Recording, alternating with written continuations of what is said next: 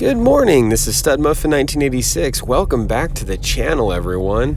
If you go in the game, you'll notice that the KV5 is now available in the store for purchase. Apparently 65% off, only 6,000 gold. Pretty good deal for a tier 8 premium heavy tank. The KV5 is a tank that has been in the game since basically the dawn of time. It's been in for a while. It's come out in the stores multiple times.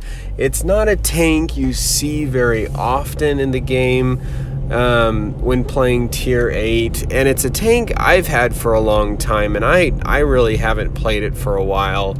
And isn't a bad tank. It's gone through changes. It definitely was around when there used to be +2, -2 matchmaking. And if I remember correctly, back in the day, this thing used to have preferential matchmaking, which doesn't matter now. But I guess the reason why I point that out is because if you do purchase this tank, you'll notice it comes with 2 different cannons. They both have the same alpha, but one has less penetration and a faster rate of with a faster rate of fire, and the other one is just vice versa. So higher penetration with a little bit lower rate of fire. And I believe that was due to after the +2, -2 matchmaking. But even then, and I'm not even 100% sure if this did have preferential matchmaking since it's been so long. But anyway, I mean, one of the reasons why is because the cannon with less penetration did struggle, from what I remember, against the higher tier heavies. The penetration was just terrible. The cannon with the higher penetration now isn't too bad. It packs heat rounds. It's not bad.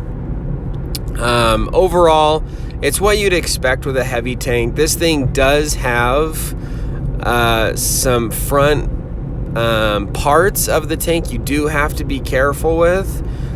That, like, yeah, you can't face hug in this tank with other tanks because of what a lot of people used to call the R2-D2 on the front of this thing.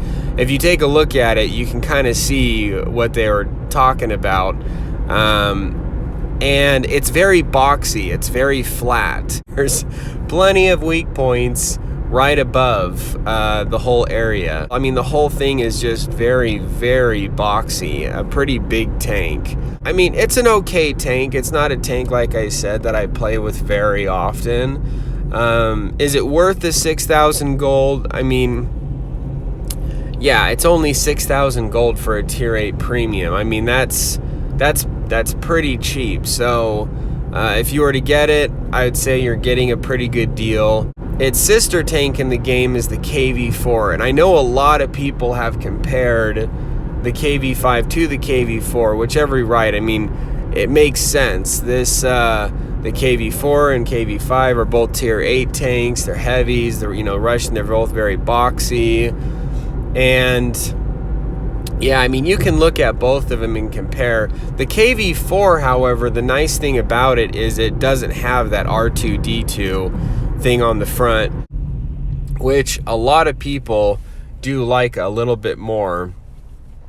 Now, I can't remember. I'll have to go back and look at the stats, but I think the maneuverability of the KV5 is a little bit better than the KV4. So, yeah, I'll go into some gameplay here just so you guys can get a feel for what it's like.